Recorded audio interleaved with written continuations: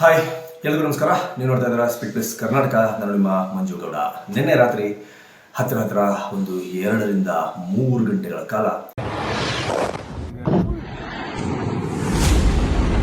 ಭಾರತ ಮತ್ತು ಪಾಕಿಸ್ತಾನದ ನಡುವೆ ಯುದ್ಧದ ವಾತಾವರಣ ಏರ್ಪಟ್ಟಿತ್ತು. ಬರೀ ಯುದ್ಧದ ವಾತಾವರಣ ಅಂತ ಹೇಳೋಕ್ಕಾಗಲ್ಲ, ಆಲ್ಮೋಸ್ಟ್ ಯುದ್ಧ ಸ್ಟಾರ್ಟ್ ಆಯಿತು ಅಂತಲೇ ಅಂದ್ಕೊಂಡ್ವಿ. ಆದರೆ ಪಾಕಿಸ್ತಾನ ಏನು ಮೊನ್ನೆ ಭಾರತ ಏರ್ ಸ್ಟ್ರೈಕ್ ಮಾಡಿತ್ತು, 9 ಉಗ್ರರ ನೆಲೆಗಳನ್ನು ಹೊಡೆದು ಹಾಕಿತ್ತು, ಅದಕ್ಕೆ ಪ್ರತೀಕಾರ ಎಂಬಂತೆ ಭಾರತದ ಜಮ್ಮು ಕಾಶ್ಮೀರ್, ರಾಜಸ್ಥಾನ್, ಪಂಜಾಬ್ ಹೀಗೆ ನಾನಾ ಕಡೆಗಳಲ್ಲಿ ದಾಳಿಯನ್ನು ಮಾಡೋದಕ್ಕೆ ಮಿಸೈಲ್ಗಳನ್ನು ಲಾಂಚ್ ಮಾಡಿದರು.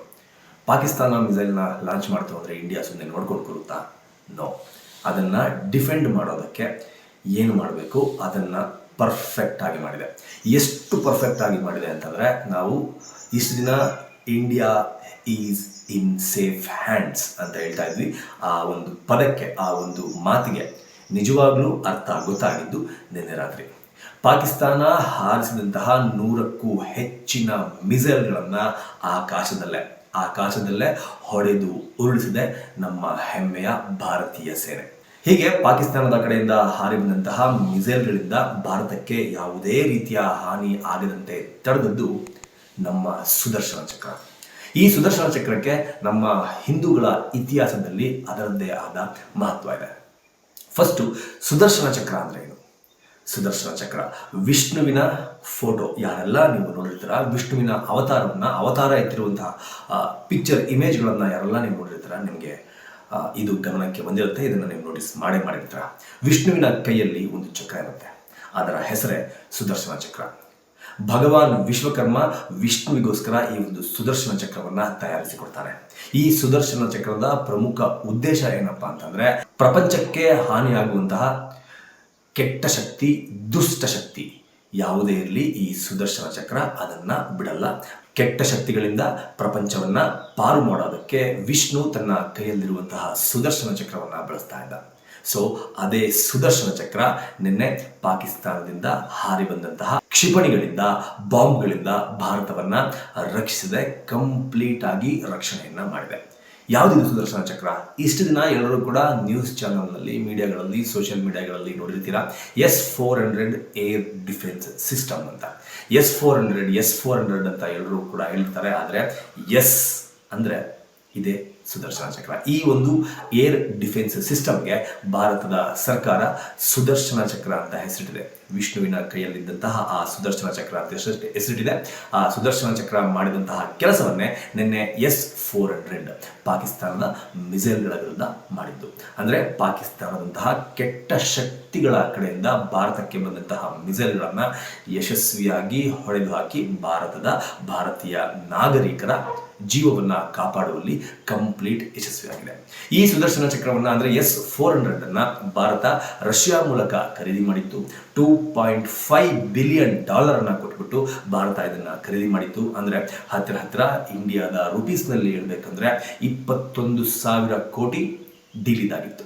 21,000 ಕೋಟಿ ಕೊಟ್ಟು ಭಾರತ ಈ ಸುದರ್ಶನ ಚಕ್ರ ಅಂದರೆ S-400 ಖರೀದಿ ಮಾಡಿದೆ. 5 ರೆಜಿಮೆಂಟ್ಗಳನ್ನು ಭಾರತ ಖರೀದಿ ಮಾಡಿದೆ. ಈ 5 ರೆಜಿಮೆಂಟ್ಗಳು ಸಹ ಈಗ ಆಲ್ರೆಡಿ ಬಾರ್ಡರ್ನಲ್ಲಿ ಕಾರ್ಯವನ್ನು ನಿರ್ವಹಿಸ್ತಾ ಇದೆ. ಇದು ಇದ್ದ ಜಾಗದಿಂದಾನೇ 400ರಿಂದ 600 ಕಿಲೋಮೀಟರ್ ದೂರದವರೆಗೆ ಯಾವುದಾದರೂ ಕ್ಷಿಪಣಿಗಳು ಭಾರತದ ಕಡೆ ನುಗ್ಗಿ ಬಂದರೆ, ಯಾವುದಾದರೂ ಡ್ರೋನ್ಗಳು ಭಾರತದ ಕಡೆ ನುಗ್ಗಿ ಬಂದರೆ, ಯಾವುದಾದರೂ ಫೈಟರ್ ಜೆಟ್ಗಳು ಭಾರತದ ಕಡೆ ನುಗ್ಗಿ ಬಂದರೆ ಅವುಗಳನ್ನು ಆಕಾಶದಲ್ಲೇ ಹೊಡೆದು ಉರುಳಿಸುವಂತಹ ಶಕ್ತಿ ಈ ಸುದರ್ಶನ ಚಕ್ರ S-400ಗೆ ಇದೆ.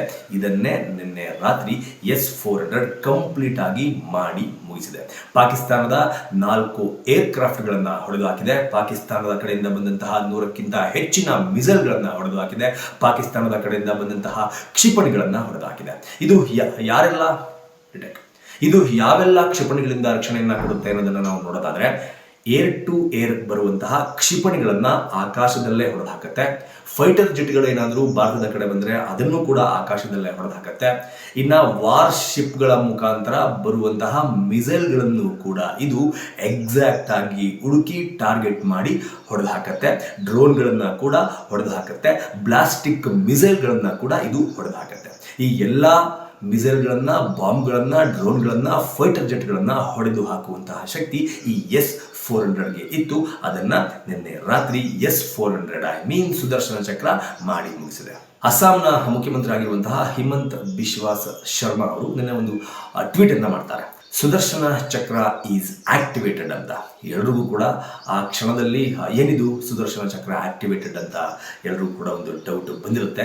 ಅದಕ್ಕೆ ಉತ್ತರ ಇದು ನಿನ್ನೆ ರಾತ್ರಿ ನಡೆದಂತಹ ಕಾರ್ಯಾಚರಣೆ. ಒಟ್ಟಾರೆ ನಿನ್ನೆ ರಾತ್ರಿ ಪಾಕಿಸ್ತಾನ ಮಾಡಿದಂತಹ ಅಷ್ಟೂ ದಾಳಿಯನ್ನ ಹಿಮ್ಮೆಟ್ಟಿಸುವಲ್ಲಿ ಭಾರತ ಯಶಸ್ವಿಯಾಗಿದೆ. INS ವಿಕ್ರಾಂತ್ ಅರಬ್ಬಿ ಸಮುದ್ರದಲ್ಲಿ ಕರಾಚಿಯ ಪಕ್ಕಕ್ಕೆ ಹೋಗಿ ನಿಂತಾಗ ಪಾಕಿಸ್ತಾನ ಕಂಪ್ಲೀಟ್ ಆದ ತನ್ನ ದಾಳಿಯನ್ನ ಸ್ಟಾಪ್ ಮಾಡಿತ್ತು.